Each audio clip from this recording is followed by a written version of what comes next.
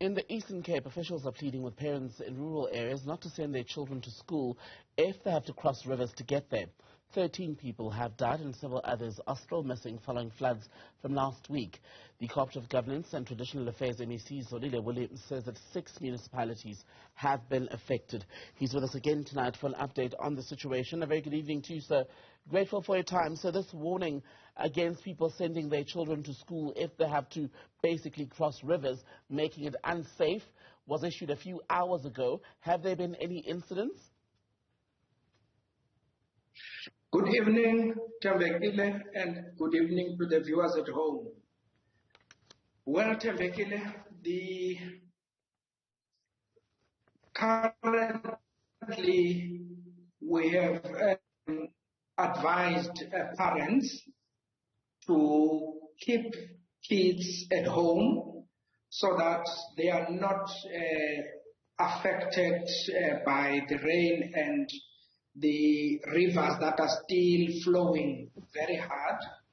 And we have arranged with the Department of that parents must not be worried because catch-up classes are going to be arranged with the Department of Education so that those affected children can be attended to, can be able to catch up to the lack of schooling due to the communities that have been cut off.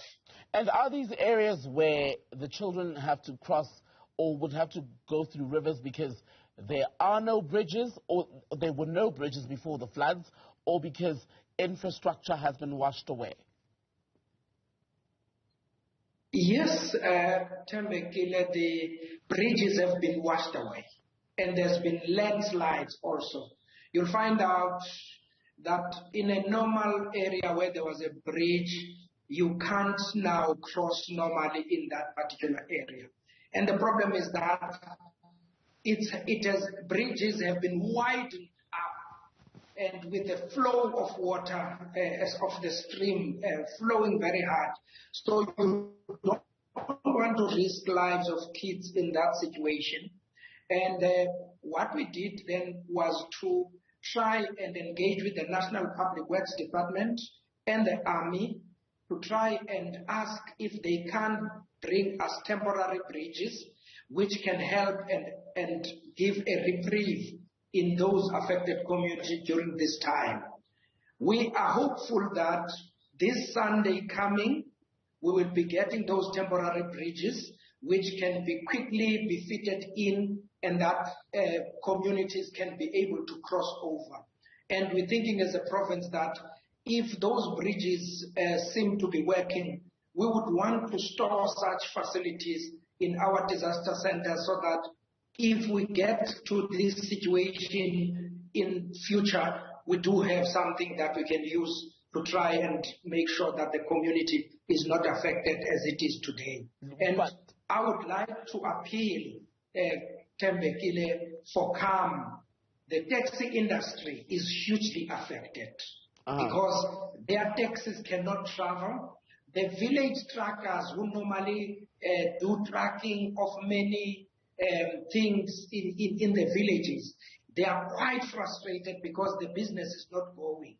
Now, we would like to appeal for calm. Government is trying to do whatever we can to resolve the current situation, and our people must be with us during this situation. There's no need to go and close mayor's offices. We would really appeal for the communities because this situation is big and unprecedented, and we need to work together to try and resolve it. And just to be clear, where the bridges, where people now having to cross rivers, all of those communities had bridges, proper bridges built before this disaster. Exactly, Tembekile. What happens now in terms of the work to rebuild? Are you immediately able to go into most of the affected communities to start that process, or is there still a lot of water that's standing? There's still a lot of water that is on the way of us getting to those communities, and the alternative routes that we are busy constructing are too long. You know, in a gravel road, if you have to travel for about 2 hours just to reach town. So that's the situation we find ourselves in, that the communities now, as you would know, without the necessary funding and money, would have to travel long distances around the village and crossing other villages in order to reach town and access to services. So what we're doing with the Department of Transport is to ensure that those roads that can shorten the distance are prioritized. And we have asked all government departments, roads department, human settlements, Department of Social Development, all of them, they must, because we are declared a national disaster, they must quickly use emergency procurement to ensure that private sector service providers are engaged in the roads construction area so that we can be quick in trying to resolve the situation we find ourselves in.